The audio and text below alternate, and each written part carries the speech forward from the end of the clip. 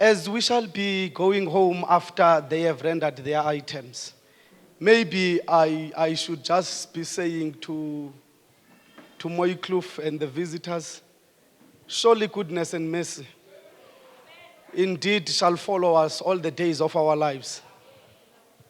And I will dwell in the house of the Lord forever. Before we get to that verse, I'm not going to start from the first one. Let me just pick one thing from verse 4, one thing from verse 5, and then we close it with this. Is that okay? You know, in verse 4, you remember verse 4 talks about the shadow. Even though I walk through the shadow of the valley. So that simply means you don't walk into the valley of the shadow. You walk through. So when you walk through, you are passing by. Therefore, don't get into the valley of the shadow and dwell. You are passing by. That is why he says, even though I walk through, you walk through. Some of us have tendencies of walking into the valley. Walk through. You can't dwell in the valley of the shadow. You walk through the valley. Come on, we are Christians. We are supposed to know that whatever that comes our way, it will surely pass. That is why the psalmist, I think it's 142, says, if it had not been for the Lord, then our enemies would have finished us. But even though our enemies came, but it passed because for the Lord was on our side.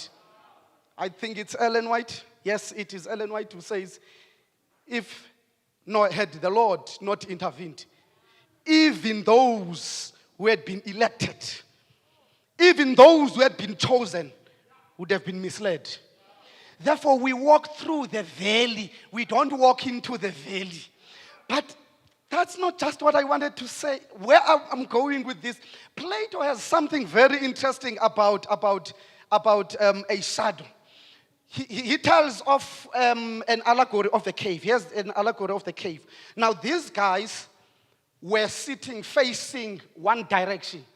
Now, as they were facing the wall, there was light that was coming from the fire that was behind them. Now, these guys are asking themselves, what's going on between us?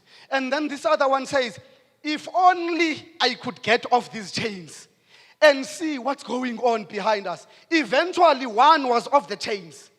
And when he looked behind, he saw that there was fire.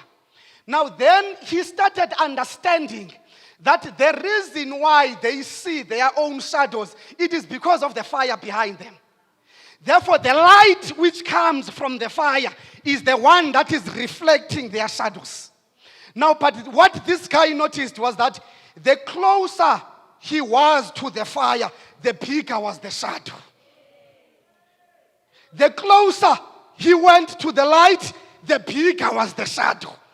Therefore, allow me to suggest to you that the closer we get to the light of the world, the light which is Jesus, the closer we get to Jesus, the bigger our shadows. Even if it's the shadow of death, it will be bigger because you are closer to the light. Therefore, as our sufferings get bigger, may we know that it is the time when the Lord is nearer the most to us. Then that is why in chapter 34, from verse 18, then he says, at the end of the day, the Lord is near to those that are suffering and who are brokenhearted. Many are the afflictions of the righteous, but the Lord. Maybe if I was talking about that text, I will tell you, Elder Cock, I will tell you that when he begins verse 18, he starts with the Lord. And when he ends verse 19, he ends with the Lord. Therefore, our afflictions are sandwiched by God. Start with the Lord is near. Before the heart gets broken. Because it says the Lord is near to the brokenhearted. There is no mistake there. He could have said to the brokenhearted, the Lord is near. No, he begins by saying the Lord is near to the brokenhearted. That means before the heart gets broken, the Lord takes the position. Therefore, God comes closer. Let me qualify what I'm saying. John chapter 14. Let not your heart be troubled. Jesus foresees something before it happens. And he says, let not your heart be troubled. Because he knew that the day he leaves his disciples, their heart will be troubled. Therefore he says, let not your heart be troubled. Therefore he takes a position even before the heart gets broken. Some of us, when our hearts were broken, we would have not made it. But because the Lord had taken the position, serve a positional God, sees that you are here, then he comes close even before your heart gets broken. I need to be near so that when the heart gets broken, I'm next to my child. That is the Lord. Therefore, the closer you are to the Lord, the bigger the shadow. But what comforts us, it is not that we see our shadows getting bigger. It is the fact that we are closer to the Lord. That's what he says in verse 4. So don't worry about the shadows that are around you. The bigger they are, it means we are closer. And he takes his position so that you may be well off. Then in verse 5, let me not take time. In verse 5, he says, you prepare a table in the presence of my enemies. From verse 1 going down, but when you get to verse 5, you prepare a table in the presence of my enemies.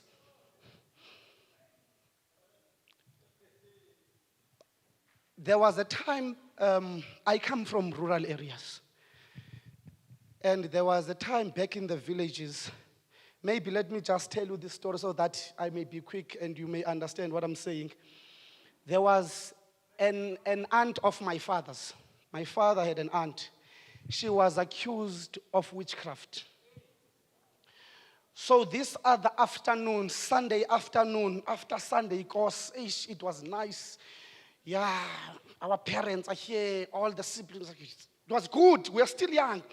Then my dad's aunt comes into our home running. Got into the house, went straight into the bedroom. You know, most as a bed is a semakaya zakdala zensimbi. So she got out under the bed. No, I'm not talking about the double bed and the queen beds of these days. Yeah, the 3/4. Got straight under the bed. And whilst my father wanted to go and inquire, aunt, what's going on, he heard that there was a band of men that were coming. And then my father goes to look. At home at that time, there was not even fence. But about 15 men stood outside our yard, even though there was no fence. And they said to my father, please give us the witch that is in your house.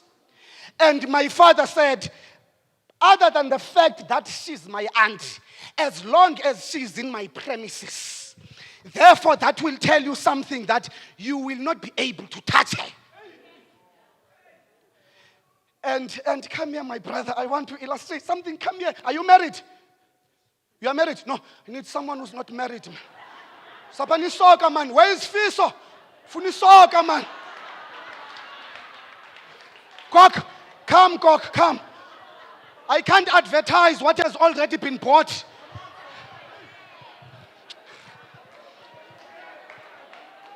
Ladies, this is for sale. Now, this is my father speaking to the man. The minute she realized that my father was in her defense, she came out of the room. From under the bed, she stood behind my father and she was mocking the crowd.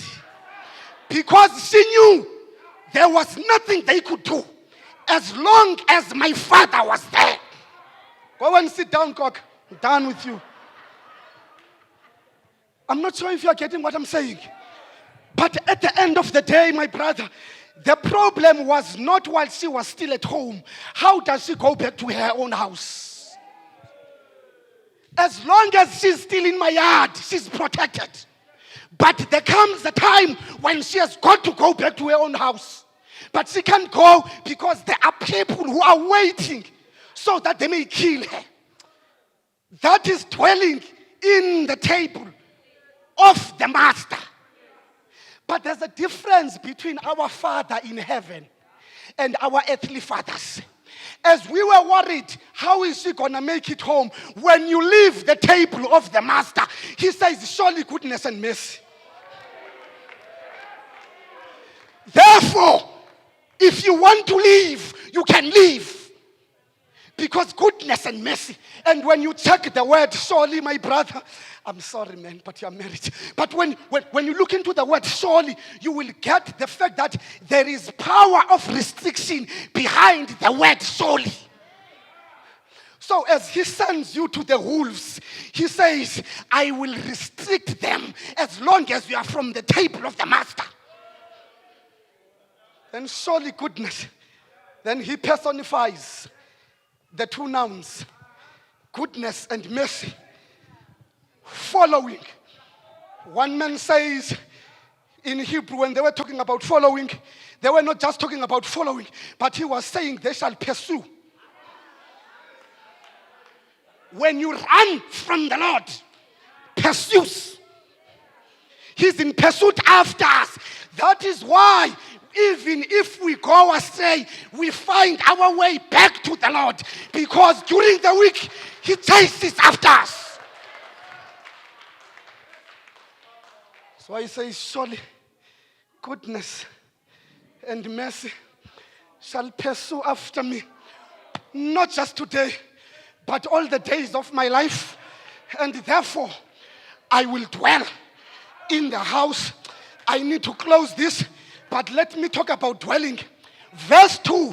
In verse 2, the psalmist says, the Lord, because the Lord loves me, he leads me he makes me lie down in green pastures. In verse 2, we lie in green pastures. But in verse 6, we dwell in the house of the Lord. The difference between the two. When you lie in a place, it is just temporary. But when you dwell, you will sit and you will go nowhere else. But do you know what the problem with some of us, ma'am? We dwell in wrong places. We want to dwell in green pastures. Green pastures are not for our dwelling. We just need to lie down in green pastures. But we will dwell in the house of the Lord. Therefore, don't get comfortable in your workplace or in your position at work. That is not a place of dwelling. That is a place of lying. This is where you dwell. In the presence of the Lord. In the house of the Lord is our place of dwelling. Then I got to understand, when I got to chapter 27, verse 4, one thing have I asked of the Lord. That which my heart desires, it is to dwell in the house of the Lord, so that I may see his beauty and inquire of it. Do you know what he's saying?